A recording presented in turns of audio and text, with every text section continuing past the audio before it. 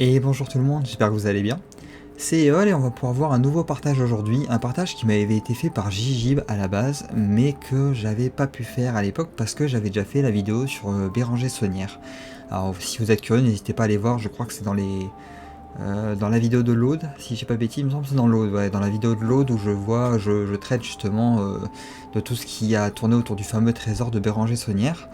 Mais malgré tout, j'ai quand même décidé de faire cette petite vidéo pour déjà remercier Gigi pour son soutien, parce qu'il me suit depuis le début de ma chaîne et à chaque fois il y va de son commentaire et tout. Et ça me fait vraiment plaisir, donc je tenais quand même à mettre son partage en valeur parce que c'est quand même lui qui m'avait aiguillé. Bon après Béranger Saunière, j'avoue, je connaissais déjà. Mais par contre, je savais pas que c'était à Rennes-le-Château. Je connaissais le nom Béranger Saunière, mais ça s'arrêtait là. Donc là, je propose qu'on va voir dans cette vidéo un peu tout ce qui tourne plus autour du trésor qu'autour du personnage, histoire de voir ce que ça a impliqué, tout ça.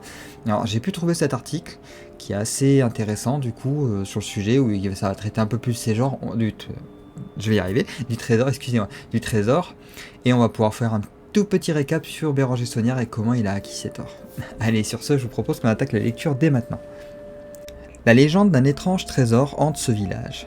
Depuis qu'un curé y aurait trouvé un trésor à la fin du 19e siècle, le minuscule village de Rennes-le-Château dans l'Aude est l'objet de toutes les rumeurs. Reportage autour d'un mystère tenace auquel même Da Vinci Code fait allusion. Il me semble que dans Da Vinci Code, si je dis pas de bêtises, c'est... ah purée, c'est pas le gardien du... Si, c'est le gardien du Louvre qui s'appelle Saunière, il me semble, un truc comme ça. Je crois que c'est ça, c'est le gardien du Louvre qui s'appelle Saunière, je sais plus le prénom, mais... Ah, ça fait longtemps que j'ai vu Da Vinci Code, alors j'avoue. Bref, moi je n'ai qu'une chose à dire, merci à l'abbé Saunière de s'être arrêté à Rennes-le-Château. Attablé sur sa terrasse à côté d'une fontaine, Morgan Marot part dans un éclat de rire. À 35 ans, il peut en effet remercier l'homme d'église. Ses 2 restaurants tournent grâce à lui. Rennes-le-Château, ce petit village de 65 âmes, situé dans l'Aude au sud de Carcassonne, est plutôt coquet, mais ne se distingue a priori pas de ses voisins. Pourtant, c'est bien ici que 100 000 visiteurs s'arrêtent chaque année, faisant vivre 30 personnes dans la petite dizaine de commerces et le musée de la commune. Les étranges travaux de Monsieur le curé. La célébrité de ce village trouve ses fondements en 1885. Béranger Saunière, nommé curé à Rennes-le-Château, y découvre une église en triste état et entreprend immédiatement de modestes travaux d'embellissement. Son attitude pose rapidement question. Quand des ouvriers retournent une dalle, il les congédie. La nuit, il s'active dans le cimetière. Surtout à partir de 1896, les travaux de l'édifice culturel s'accélèrent. Et avec faste s'il vous plaît. Un diable bénitier surmonté de 4 anges, une pièce unique au monde, est installé dans le lieu de culte.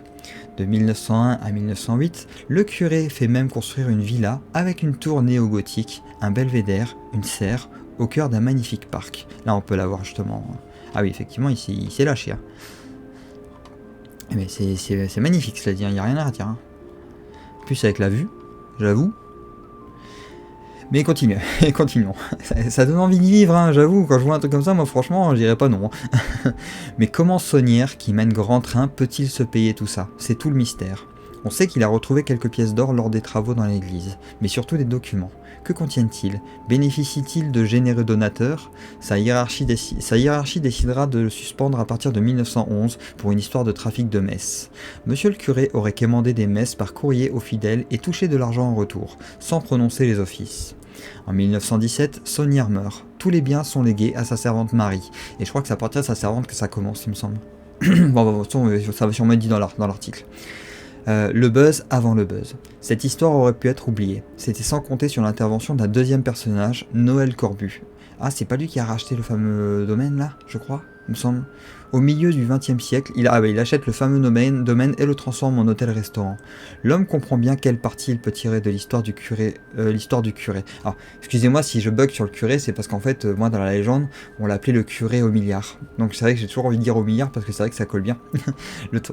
L'histoire du trésor du curé, et n'hésite pas à en parler aux passants. En 1956, la machine à ce que l'on n'appelait pas encore le buzz.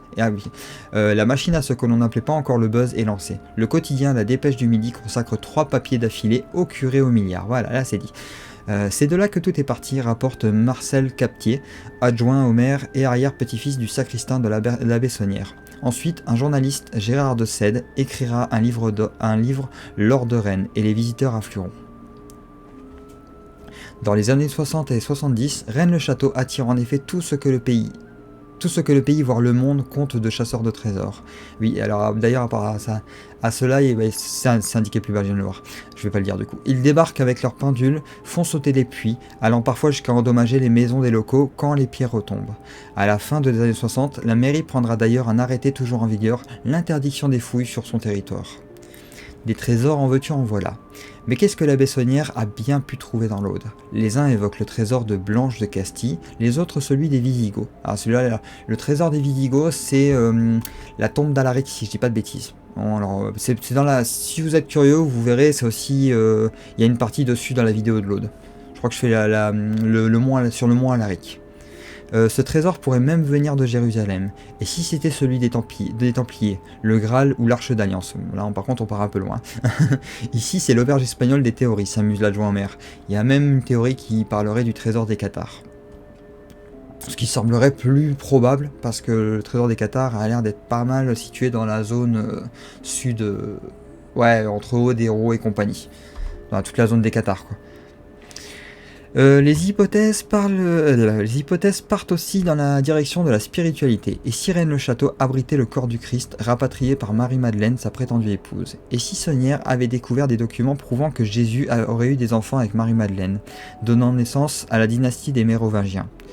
Aurait-il monnayé ce terrible secret? N'oublions pas les... Je viens de voir là. Non mais non, ça part loin là. N'oublions pas les ovnis ou ce temple égyptien qui serait enterré sous le parking. Moi je pense qu'il a trouvé quelque chose, bien sûr, dans la campagne, reprend Marcel Captier. Certainement abandonné par le curé ou les nobles qui, à la Révolution, ont dû fuir en Espagne. Là ça me paraîtrait déjà plus logique, oui. Reste-t-il un reliquat de ce trésor sous les pieds des locaux? Là encore, chacun a sa théorie. Il y avait les trésors... Il y avait les trésors monacales aussi, alors je crois que c'est le nom, je sais plus si c'est le nom exact, n'hésitez pas à me dire en commentaire si je me trompe, mais il y avait les trésors, avant l'église si on veut, écroulée sous la richesse, enfin pas toutes les églises, mais une grosse part de l'église, c'est d'ailleurs ce qui a amené la chute des Templiers par exemple, c'est parce que l'église était particulièrement riche, et les Templiers aussi, et le roi de France a fini par avoir des vues dessus et ça a amené la chute des Templiers, mais il y a aussi une guerre des religions et c'est à partir de là que l'église a perdu une grande part de ses richesses. Si je dis pas de bêtises, encore une fois, je suis pas un pro en histoire, hein, j'assume, je me base juste ce que j'ai lu ici et là. Mais quoi qu'il en soit, il y a un moment, il y a eu pas mal de conflits entre les religions et c'est pas impossible que les églises locales, ou du moins les grosses églises, pas les cathédrales, les basiliques et compagnie, aient pu cacher leurs trésors de manière à ce qu'on les retrouve pas et revenir ensuite les chercher. Chose qu'ils n'ont peut-être pas pu faire. Et c'est pas impossible du coup que ça soit un trésor lié à ça aussi. Moi je trouverais ça plus cohérent déjà. Mais la théorie la plus cohérente de l'histoire de l'abbé Saunière, ça me semblerait plus être le réseau qu'il aurait pu monter. Ça paraît plus cohérent à une montée en richesse pareille. Enfin, quoi qu'il en soit, on continue, allez. Alors, on était où Reste-t-il un reliquat de ce trésor sous les pieds des locaux? Là encore, chacun a sa théorie. Un jackpot touristique. En tout cas, Rennes-le-Château a décroché le jackpot. 100 000 visiteurs à l'année, français bien sûr, mais aussi espagnols, américains, belges, japonais, anglais, chinois, etc. Notamment dans la foulée de la sortie du Da Vinci Code de Dan Brown. Alors, j'ai pas lu le livre, il me semble que dans le livre, il fait plus référence que dans le film. Mais dans le film, je me rappelle qu'il... Oui, il me semble que c'est le gardien du musée qui s'appelle Saunière. Et c'était référence justement à ça. Mais bon, après continuons. Vendu à plus de 80 millions d'exemplaires et adapté au cinéma. Dans l'intrigue, on trouve des allusions au village, même s'il n'est jamais cité. Au début de l'ouvrage, le conservateur du musée assassiné est un certain Saunière. Bah voilà, c'est le conservateur du musée. Bon. J'étais pas loin, j'étais le gardien, je me suis un peu trompé, j'avoue, mais j'étais pas si loin. Si la majorité des touristes profitent de la magnifique vue sur la campagne cathare ou visitent le domaine de l'abbé transformé en musée, d'autres se livrent à un véritable jeu de piste. Béranger Saunière a-t-il laissé dans la riche décoration de l'église un plan pour percer le mystère de Rennes-le-Château, évoqué dans pas moins d'un demi-millier de livres, des dizaines de documentaires et des pages internet? Le village où tout élément dissonant devient source de mystère attire également son lot de déséquilibrés. Fin avril, une femme a décapité le fameux diable de l'église à la hache avant d'être maîtrisée. Rennes-le-Château est vraiment spécial, se marre l'un des libraires, Hélène Colmenero. Pendant que Marcella et Cathy en visite depuis Limoux, Une ville à 20 km de là sont plus terre à terre. Cette histoire, c'est un bel argument touristique. La preuve, nous voilà. Où est le trésor? Ah, mais si nous le savions, nous ne vous le dirions pas. Ouais, bon, après, oui, c'est vrai que quand même, c'est comme Dabo en Moselle qui a pas mal profité de la chouette pour faire du tourisme, on va pas se mentir. Et ça aide, ce genre de truc. Ben, on a fait le tour du coup. Bon, voilà, petite chapelle du coup. Ah, je vais peut-être prendre ça comme image pour la miniature, c'est sympa. Mais ouais, du coup, on a fait un peu le tour du trésor. Donc là, on s'est plus intéressé autour du trésor de Béranger Saunière que le personnage de Béranger Saunière, et c'est pour ça que j'ai profité de faire ce partage. C'est pour faire un petit peu une suite à la légende que j'ai fait dans l'Aude. Donc si vous êtes curieux, n'hésitez pas, je mettrai le lien en description. Vous verrez, vous aurez la tombe d'Alaric, si je dis pas de bêtises, et Béranger Saunière dans la foulée. Normalement, c'est time codé, donc si vous voulez pas vous intéresser aux autres légendes, vous pouvez directement vous aller au time code concerné. Quoi qu'il en soit, ben, je remercie encore Gigi pour ce partage qui me l'avait fait vraiment au tout début de ma chaîne quasiment, et c'était avant que je fasse les partages aussi, donc ça explique pourquoi je ne l'ai pas fait aussitôt. Et je crois que d'ailleurs le premier partage que j'ai fait sur ma chaîne, c'était un partage de Gigib. Donc bah, encore une fois, merci à toi Gigib de me suivre depuis le début, tu me soutiens depuis le début, ça fait vraiment plaisir. N'hésite pas, si tu veux me partager d'autres histoires, je me ferai un plaisir de les relayer en vidéo. Idem pour vous qui me regardez, si jamais vous voulez participer et partager des histoires, vous pouvez le faire. C'est pour ça que je fais ces vidéos, justement, c'est pour relayer les histoires qu'on partage. Je crédite à chaque fois tous ceux qui me partagent, parce que moi je m'accorde pas le mérite d'avoir découvert ces histoires, honnêtement, pas de souci. Moi je cherche pas plus que ça, moi juste partager les histoires et découvrir des nouvelles histoires, ça me suffit. Quoi qu'il en soit, si vous souhaitez me partager une histoire de chez vous ou d'ailleurs, même truc que vous avez vu sur internet ou quoi que ce soit, même pas forcément de France, hein, même d'un autre pays, moi du moment qu'il y a une histoire à raconter, je la raconte.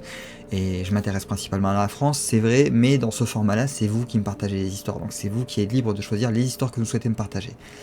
Donc voilà, vous pouvez le faire via un lien, ou même un simple nom, et moi je me chargerai de la recherche pour trouver un lien qui en parle et du coup faire la vidéo. Quoi qu'il en soit, j'espère que cette vidéo vous a plu et que vous avez passé un bon moment. Je vous dis la prochaine vidéo, du coup on réattaque un nouveau département, ça y est c'est parti, j'ai déjà cherché les légendes, tout est prêt, donc j'ai plus qu'à faire les scripts et faire les montages. Donc sur ce voilà, je vous souhaite une bonne fin de journée et je vous dis portez-vous bien, à très vite dans la prochaine vidéo.